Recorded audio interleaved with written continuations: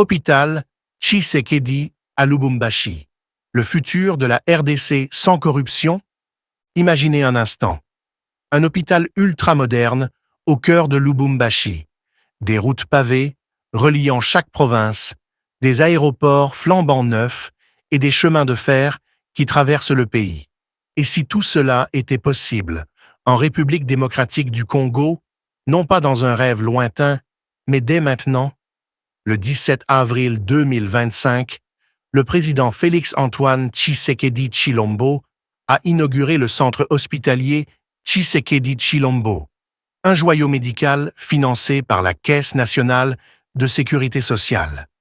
Mais ce n'est pas juste un hôpital, c'est un symbole, une promesse, une question. La RDC peut-elle transformer son avenir grâce à des infrastructures de pointe, où la corruption et les mentalités figées freineront-elles encore ce potentiel? Restez avec moi, car ce que vous allez découvrir pourrait changer votre vision de la RDC pour toujours. Commençons par Lubumbashi, la capitale économique du Haut-Katanga. Le 17 avril 2025, sous un soleil éclatant, des milliers de Congolais se sont rassemblés sur l'avenue Kasenga, dans la commune de Roissy, près de l'aéroport de Louano. Pourquoi? Parce que ce jour-là, un rêve a pris forme. Le centre hospitalier Tshisekedi Tshilombo, ou CHTT, a ouvert ses portes. Ce n'est pas un simple hôpital, c'est une révolution. Construit sur 3 hectares, avec 13 000 mètres carrés de bâtiments, cet établissement de niveau tertiaire n'a rien à envier aux cliniques de Paris ou de Bruxelles. Conçu initialement comme un centre orthopédique, il s'est métamorphosé en un complexe médical complet, capable de traiter les cas les plus complexes sans que les patients doivent y quitter le pays. Pensez-y, combien de Congolais ont dû vendre leurs biens, s'endetter ou voyager à l'étranger pour un diagnostic précis ou une opération délicate? Trop. Le CHTT change la donne. Avec ses 4 blocs opératoires ultramodernes, son unité de soins intensifs et des équipements comme des systèmes de neuronavigation pour la neurochirurgie, cet hôpital rivalise avec les meilleurs d'Afrique centrale. Les scanners IRM et tomodensitomètres de dernière génération, les capacités avancées en orthopédie et en prothèse. Tout cela fait du CHTT un motif de fierté nationale. Le docteur Joël Timanga, un médecin de l'hôpital, ne cache pas son enthousiasme. Nous pouvons désormais offrir des soins hautement spécialisés, avec un personnel formé rigoureusement. Des experts de Paris et Bruxelles ont même participé à la formation des équipes locales, garantissant que ces machines sophistiquées ne restent pas des coquilles vides. Mais au-delà de la technologie, ce qui frappe, c'est l'accessibilité. Le CHTT n'est pas réservé à une élite. Des mesures ont été prises pour rendre les soins abordables, même pour les plus vulnérables. Une flotte d'ambulances, pilotée par des urgentistes formés, assure des transferts rapides. L'hôpital collabore avec les cliniques environnantes pour gérer les cas complexes, créant un véritable réseau de santé. Imaginez, un habitant de Lubumbashi, qu'il soit mineur, enseignant ou mère de famille, peut désormais accéder à des soins de classe mondiale sans vider ses économies. C'est une première étape, mais une étape gigantesque. Ce moment à Lubumbashi n'était pas isolé. Le même jour, Tshisekedi a lancé la modernisation de l'aéroport de Louano et ouvert la 9e édition d'Expo Béton à l'Assemblée provinciale du Haut-Katanga. Ce n'était pas juste une journée de ruban coupé, c'était une démonstration de vision. Santé, transport, économie. Mais voici où ça devient intéressant et où les tensions émergent. La RDC a les ressources pour bâtir des dizaines d'hôpitaux comme le CHTT, des routes modernes, des aéroports internationaux, des chemins de fer reliant Kinshasa à Goma. Le pays regorge de cobalt, de cuivre, d'or, de forêts, de terres arables. Pourtant, pendant des décennies, ces richesses ont été pillées, mal gérées ou englouties par la corruption. Alors, comment un hôpital, comme le CHTT, peut-il devenir la norme plutôt que l'exception? C'est la question à 1 milliard de dollars. Pour comprendre, remontons un peu. La RDC est un géant endormi. Avec ses 2,3 millions de kilomètres carrés et ses 100 millions d'habitants, elle a tout pour être une puissance africaine. Mais son histoire est une tragédie de potentialité gâchée. Depuis l'indépendance, en 1960, le pays a été plombé par des dictatures, des guerres civiles et une corruption endémique. Sous Mobutu, les richesses du Zaïre servaient à construire des palais, pas des hôpitaux. Sous les Kabila, les contrats miniers opaques ont enrichi une poignée d'élites pendant que les routes s'effondraient et les cliniques manquaient de seringues. Aujourd'hui, malgré ses promesses, l'administration Tshisekedi fait face au même défi: transformer un système vicié en une machine de progrès. Le CHTT est un succès, mais il met en lumière un problème plus profond. Construire un hôpital, c'est une chose. En construire dans chaque province, moderniser 145 territoires, goudronner des milliers de kilomètres de routes, réhabiliter les chemins de fer et équiper les aéroports, c'en est une autre. Prenons les routes, par exemple. La RDC a moins de 2250 km de routes pavées en bon état, soit 35 km par million d'habitants. Comparez cela à la Zambie, avec 721 km, ou au Botswana, avec 3427 km. Voyager de Matadi à Lubumbashi, 2700 km, peut prendre des semaines, avec des marchandises transbordées 8 fois entre camions, trains et bateaux. Ce n'est pas juste une question de logistique, c'est un frein à l'économie, à l'unité nationale, à la vie quotidienne. Les aéroports ne sont pas en meilleur état. Kinshasa-Njili et Lubumbashi-Luano sont les principaux hubs internationaux, mais beaucoup d'autres, comme Goma ou Kisangani, sont vétustes. Les chemins de fer, la Société nationale des chemins de fer du Congo, SNCC, a vu ses locomotives s'effondrer sous le poids des années. Pourtant, des projets existent. En 2007, la Chine a promis 5 milliards de dollars pour relier Lubumbashi à Matadi par rail et moderniser les routes vers Kisangani.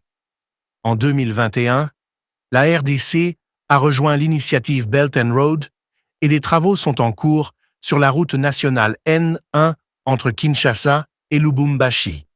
Mais les progrès sont lents, entravés par des obstacles bien connus, bureaucratie, détournement de fonds et une mentalité où l'intérêt personnel prime sur le bien commun.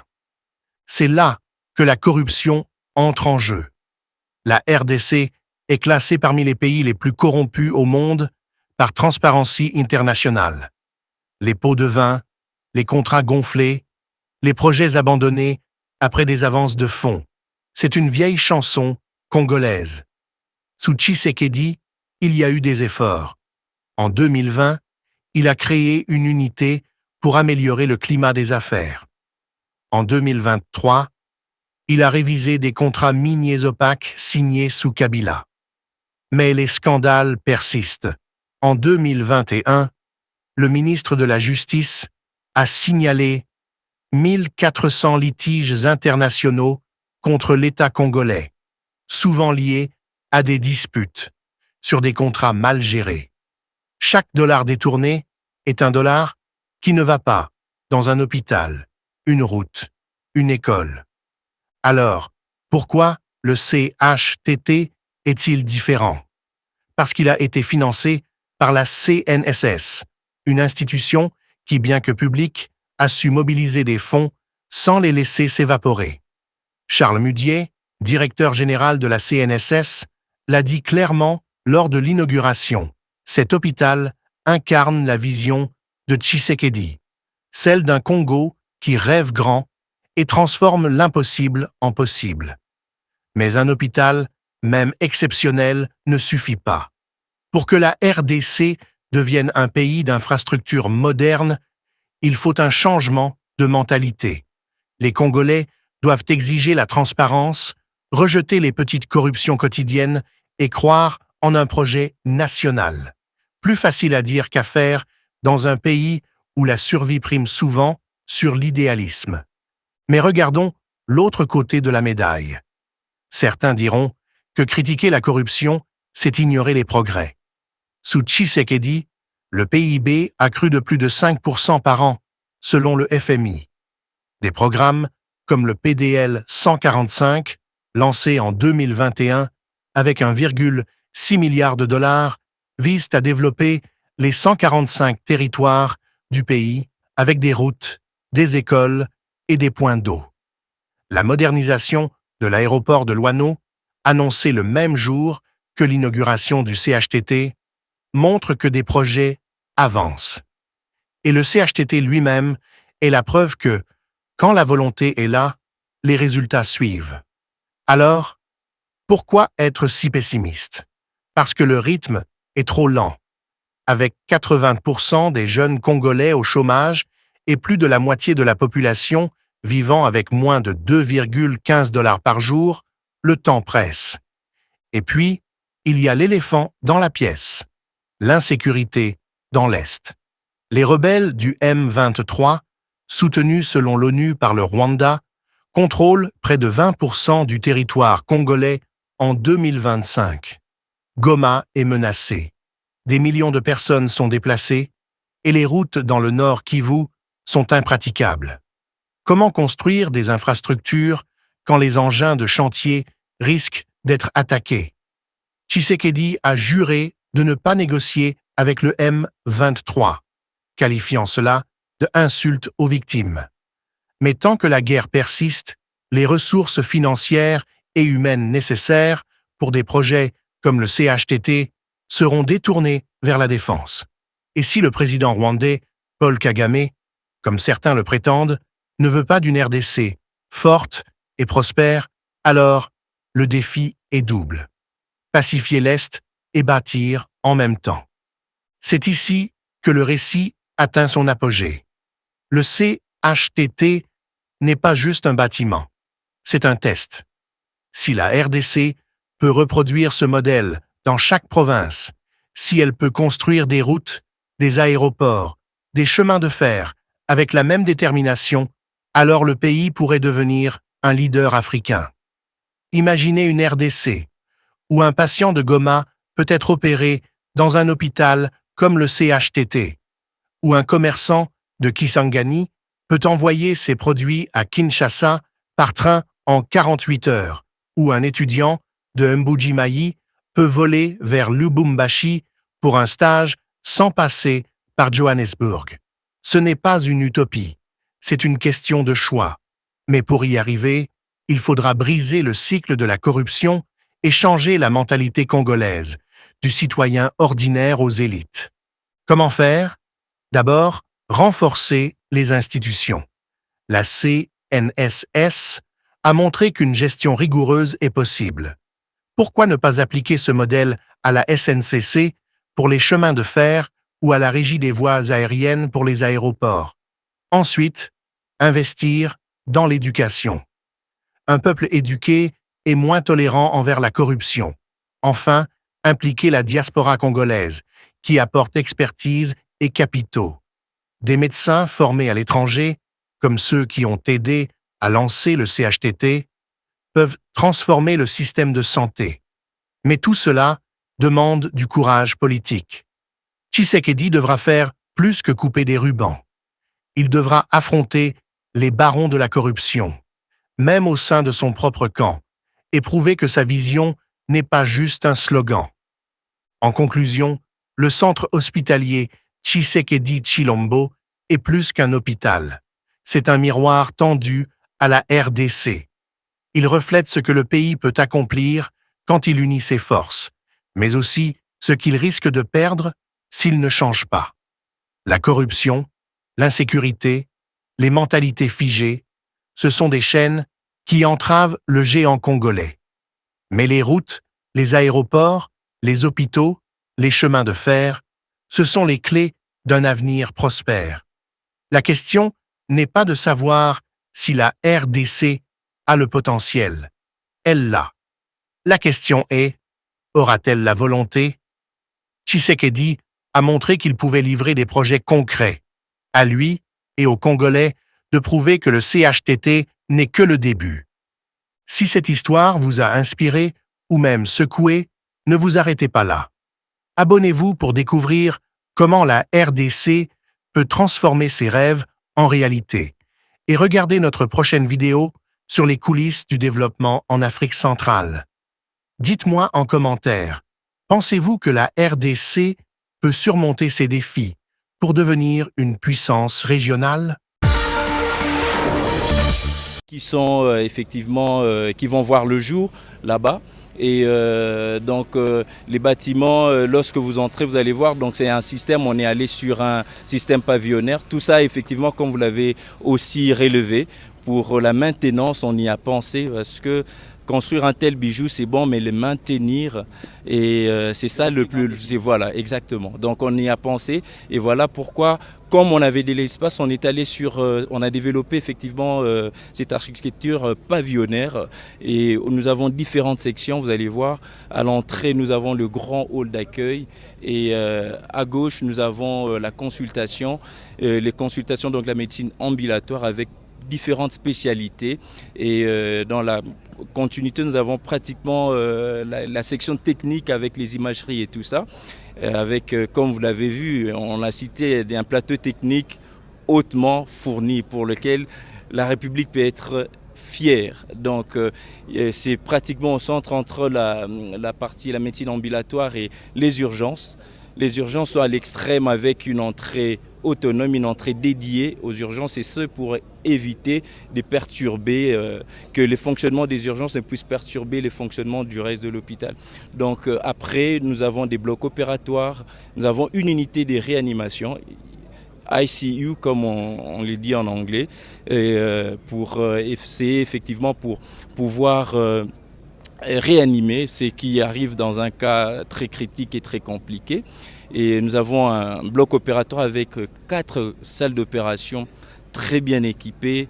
Et vraiment, je pense que vos caméras vont passer et les médecins vont mieux expliquer. Nous, comme architectes, comme on a dit, on a fait l'infrastructure. On a pensé effectivement à tout ça, et coup de chapeau aussi aux médecins qui ont travaillé sur le projet, qui ont réfléchi à doter cette infrastructure d'un plateau technique aussi moderne. Si le pays peut être fier du plateau technique, il peut aussi être fier de vous comme architecte, parce que vous avez fourni ce travail impressionnant dont nous sommes fiers et dont on dit que pour l'instant, même dans la sous-région, la République démocratique du Congo peut donc parler avec emphase, parce qu'on a un hôpital de cette ampleur. En tout cas, merci beaucoup. Si on a une question, on reviendra à vous. Avant de prendre le médecin qui va nous donner entrée dans la spécificité de l'hôpital et dans les détails techniques de ce qu'il y a comme plateau technique et matériel, je vais d'abord inviter Irène Ngombe pour contextualiser les lieux, expliquer le sens de ce direct en Swahili.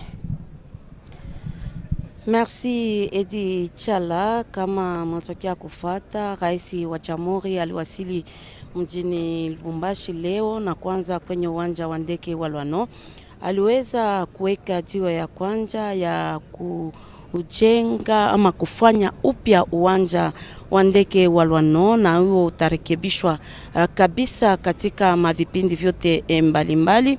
Toka huko aliweza kuelekea kwenye makao mapya ya bunge jimboni Okatanga. Kule kunakuwa mkutano kubwa ama Expo Beton 9e edition, na hiyo ni bahati ambayo inapewa kwa wajasiriamali, kwa vijana, kwa wajuzi, kwa wenye kujifunza kabisa kuona namna gani wanaweza kupewa mabahati ya kuweza kufanya makazi mbalimbali na kujifunza namna gani tunaweza kufanya ukarabati upya wa nchi yetu ili tuone namna gani mali ya nchi yetu inaweza kuelekea hata je ya nje. Na huko waliweza kusemezea kabisa kuhusu port ya Lubito kula ambako wakati madini ya nchi yetu inaweza kutoka, na hiyo itasaidia kabisa mabarabara mbalimbali kuona namna gani inaweza kubakia kama tunatumikisha kabisa njia ya reli. Na anasema kabisa atajitoa ili timu ione namna gani kwa kuweza kufuatilia maneno haya, nchi yetu ipate kusonga mbele namna inavyostahili. Toka huko Rais wa Jamhuri Felix Antoine Tshisekedi Tshilombo akukuwa na mapumziko kamwe, aliweza kuelekea kwenye barabara ama route Kasenga, na huko ni kwa kufungua rasmi kituo ya afya inaitwa Felix Antoine Tshisekedi Tshilombo. Hiyo senta ya kusema kweli ni senta yenye kujengewa kwa aina ya kisasa, na vitu vinye vinapatikana huko vinakuwa vya muhimu kabisa katika hali ya kinganga. Vitasaidia watu wengi kusema kama SNCS walianja na kakituo kidogo, wanajikaza na wanafikia kujenga senta munene kabisa inaweza kuhesabiwa katika Afrika ya Kati, na vitu ambavyo wanakuwa navyo ama materiel vinakuwa vya aina ya kisasa, na hiyo itasaidia kabisa kwa watu kwa kuweza kuelekea katika nchi za kigeni. Ni ya lazima kufika huko na kuweza kuona namna gani wanganga watajitoa kwa kuweza kuleta matibabu namna inavyostahili, na hiyo wanaleta njina hiyo Felix Antoine Tshisekedi Tshilombo kwa sababu SNCS inakuwa inafuatilia kabisa onyo ya rais wa jamhuri anayejitoa kabisa ili ujamii, afya na vitu mbalimbali vipate kusonga mbele na watu wapate matibabu bila kuwa na magumu kabisa. Edicha. Merci Irène Ngombe. Marc Makolo, est-ce que la population de la ville de Lubumbashi était au courant que dans la périphérie de la ville, il se construisait cet imposant hôpital? Quelque part, ça paraît être une surprise, mais lorsque l'ouvrage a été lancé, la population aurait constaté qu'il y avait des travaux, mais pas de cette envergure. Ça nous étonne, nous tous. C'est un investissement solide. Et donc, le président de la République s'est lancé sur la voie de la modernisation, qui a donné lieu effectivement à la modernité et dont le changement est effectif.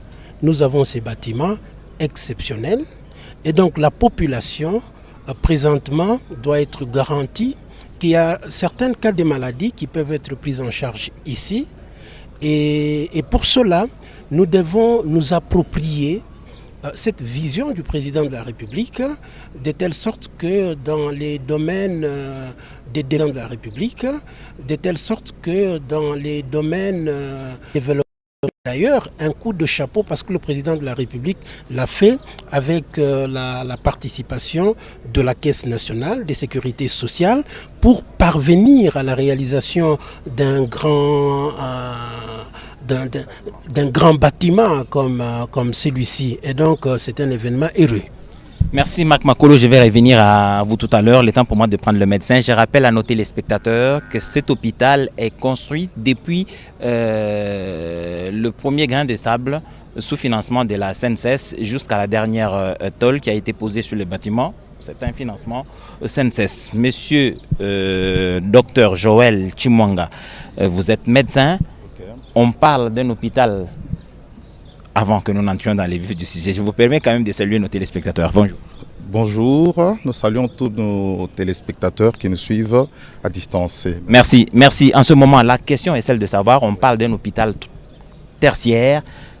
Quand est-ce qu'on parle d'un hôpital tertiaire et quelle est la différence avec les autres hôpitaux? Un hôpital tertiaire, c'est par rapport au plateau technique qui est offert.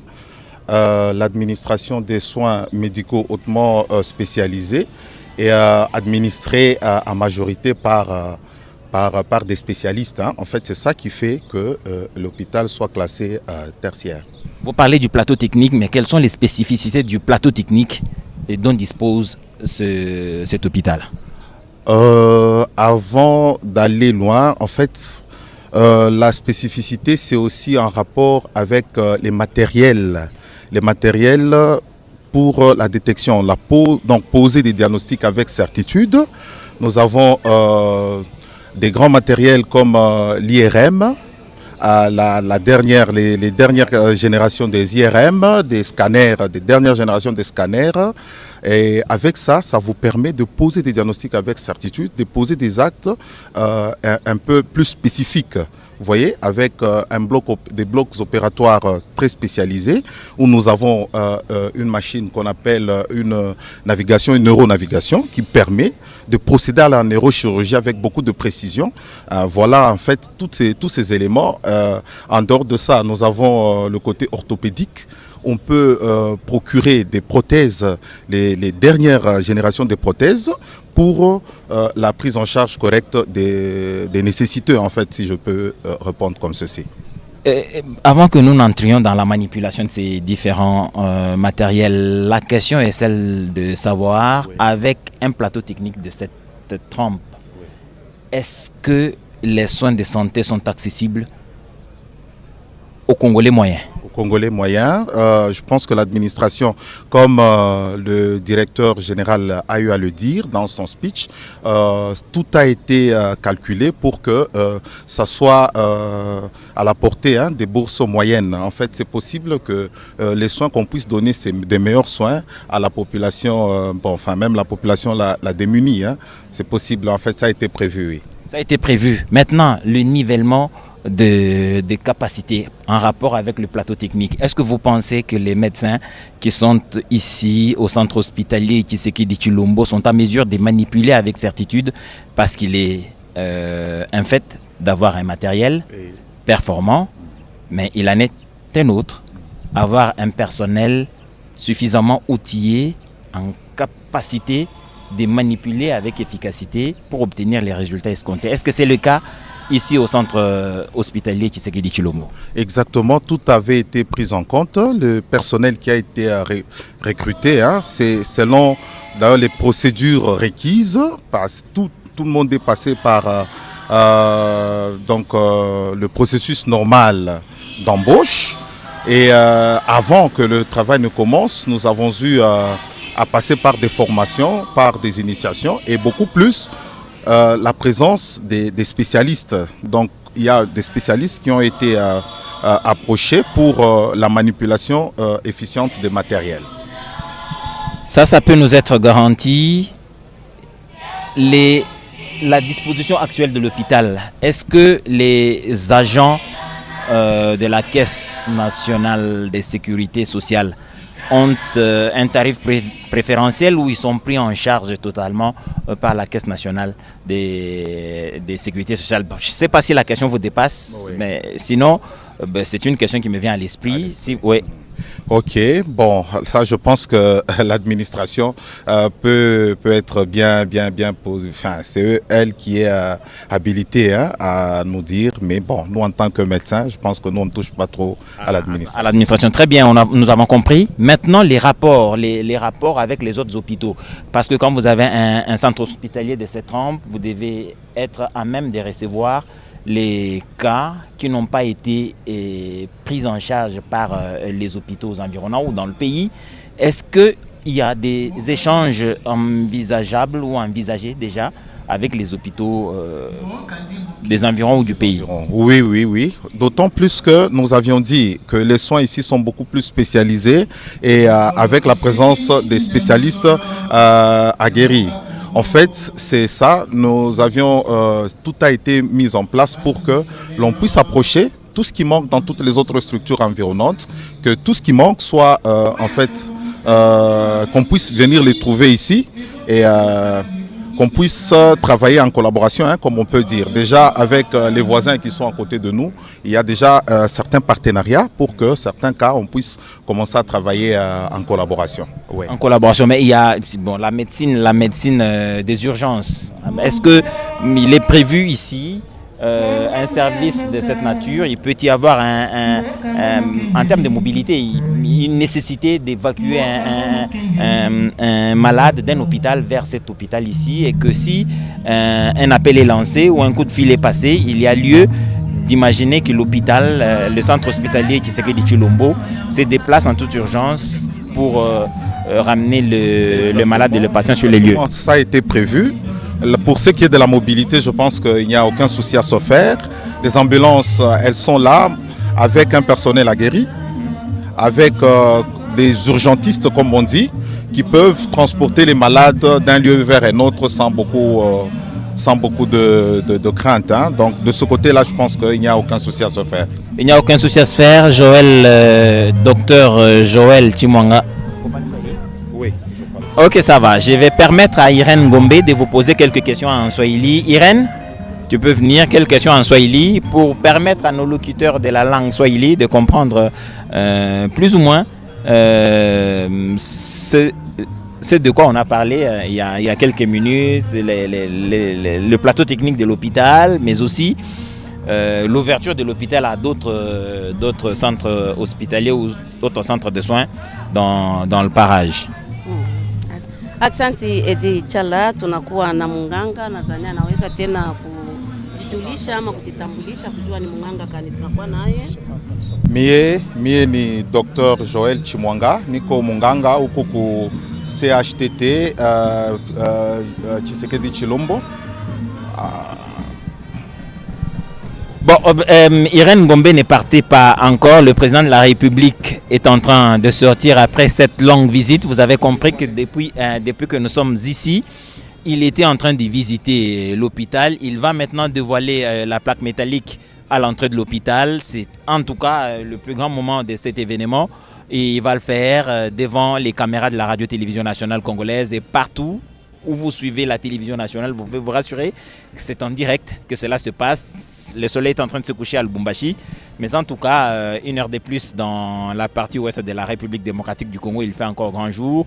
Et le président de la République, Félix-Antoine Tshisekedi, qui a eu une journée très chargée depuis son arrivée à l'aéroport de La Louano, où il a posé la première pierre de la modernisation de l'aéroport de La Louano. Il a vite piqué sur l'assemblée provinciale du Haut-Katanga, où il s'est déroulé, où il s'ouvrait la 9e édition d'Expo Béton. Maintenant, il est ici à l'hôpital pour le dévoilement de cette plaque, de cet hôpital ultramoderne. Vous avez reçu du docteur Joël Tshimwanga toutes les spécifications techniques, le plateau technique, mais aussi, avant, l'architecte avait donné les éléments qui font de ce bâtiment un bâtiment capable de recevoir un hôpital de cette ampleur. Giscard Koussema. Et comme le montrent ces images en ce moment, le président de la République se trouve à l'entrée de ce centre hospitalier moderne qui porte son nom, le centre médical Tshisekedi Tshilombo Félix-Antoine. Il se trouve dans la commune de Roissy, sur la route de Kasenga. Voilà le président de la République qui a donc terminé sa visite. Il y a passé en tout cas près de 2 heures. 2 heures au cours desquelles il est passé salle par salle pour voir de plus près lui-même cette infrastructure sortie de terre après un travail laborieux mené par la CNSS.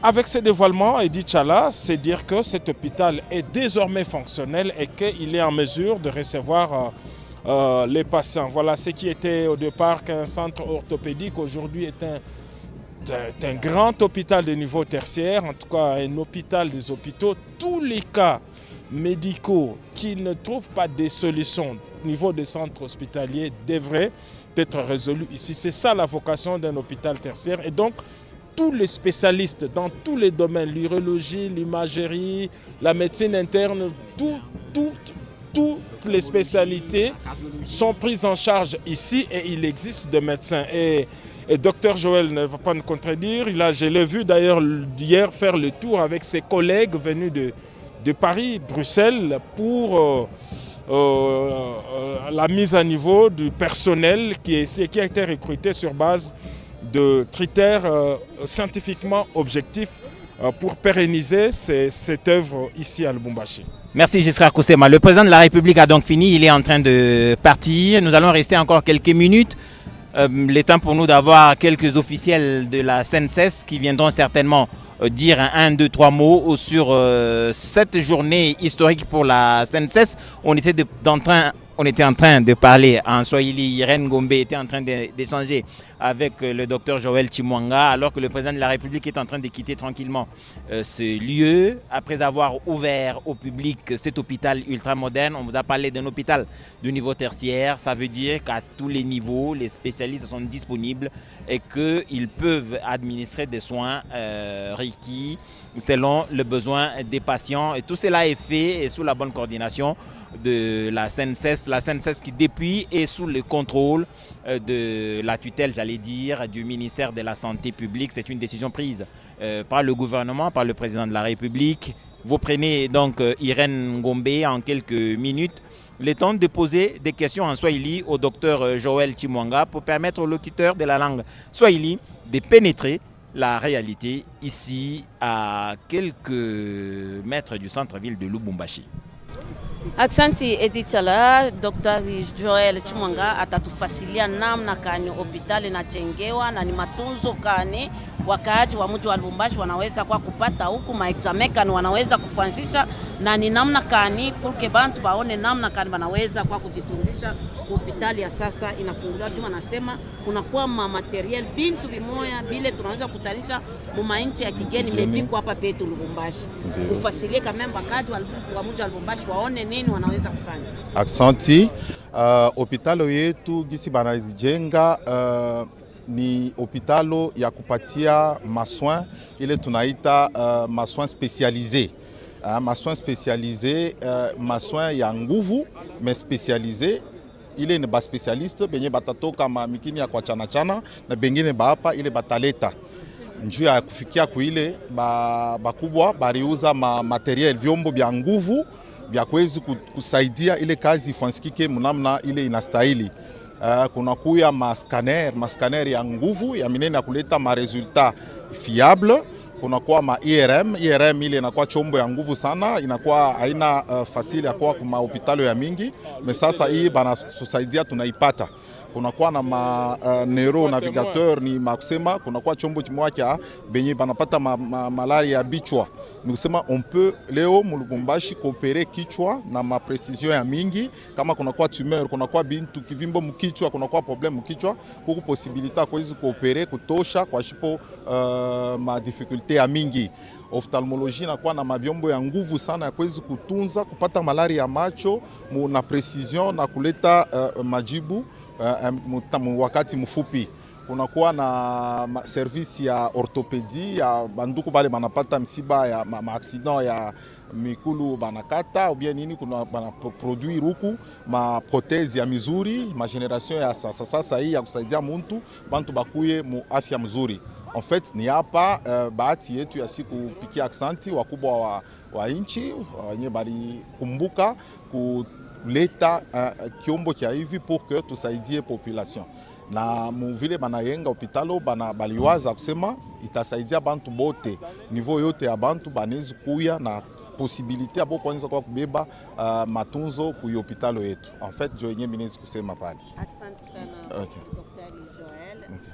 Edi Chala, nadhania kama daktari anafasilia kabisa wakaaji wa mji wa Lubumbashi kama vitu vyote vinastahili kwa kuweza kupata matibabu kabla ya kwenda nje ya nchi, tunaweza kubipata hapa hospital ama pa centre de santé. Félix Antoine Tshisekedi et Chilombo. Edi Chala. Merci Irène Ngombe pour ces informations en Swahili. Le temps que nous attendons une possible arrivée du directeur général ou d'un officiel de la SNCS pour une intervention à chaud et en direct, nous poursuivons cet échange.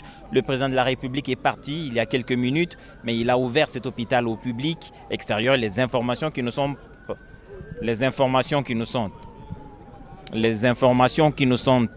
données par les services habilités. On parlait donc avec le médecin tout à l'heure.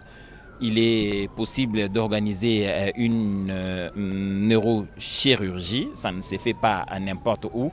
C'est un matériel performant et c'est une technologie de pointe. Il faudrait aussi des personnes ayant des connaissances utiles, mais des connaissances capables de pénétrer ces technologies actuelles. Et aujourd'hui, la SNCS est à mesure de fournir ces différentes spécialités à l'ensemble du peuple de la République démocratique du Congo, selon les informations que nous venons d'avoir. C'est une précision de détail. C'est vrai que cet hôpital est l'œuvre de la SNCS, mais reçoit tout le patient d'où qu'ils viennent. Donc c'est un hôpital comme tous les autres, un hôpital de niveau tertiaire comme on l'a dit, c'est qu'il est en mesure de trouver des solutions à tous les cas médicaux qu'on leur soumet. Et ça, il faut donc l'apprécier à sa juste valeur. C'est un grand complexe commercial équipé du matériel de dernière technologie. Nous l'avons vu, nous l'avons constaté, les chefs de l'État l'ont vu également. Cette activité est en fait la toute dernière pour cette première journée de la mission du président de la République. Nous voulons rappeler ici que depuis la mi-journée, le président de la République, chef de l'État, Félix-Antoine Tshisekedi Tshilombo, a entamé une mission d'itinérance à Lubumbashi dans la province du Haut-Katanga. Aussitôt arrivé, après l'accueil par la notabilité locale, le président de la République a présidé une toute première cérémonie à l'aéroport. C'était pour donner le coup d'envoi de travaux de réalisation et de modernisation de l'aéroport de Laluano. Alors, les travaux proprement dit consistent en l'élargissement de cette piste qui est la 3e par sa longueur.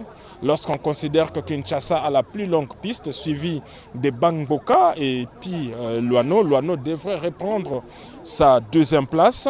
Et après cet instant, le chef de l'État est allé ouvrir les travaux de la 9e édition d'Expo Béton, ces rendez-vous annuels de l'entrepreneuriat initié par l'honorable Bamanissa. C'est depuis 2016 en fait qu'il tient chaque année et pour 2025, il a bien voulu que cela se passe ici pour 2 raisons évidentes, parce qu'il veut promouvoir le corridor sud.